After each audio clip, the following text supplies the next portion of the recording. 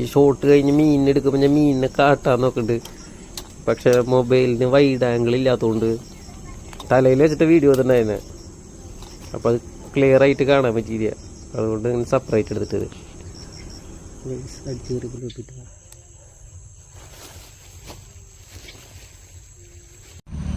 Guys നമുക്ക് അടിച്ച പിലോപ്പി ഇട്ടത് അപ്പം കാണിച്ചപ്പോൾ ക്ലിയർ ആയില്ല.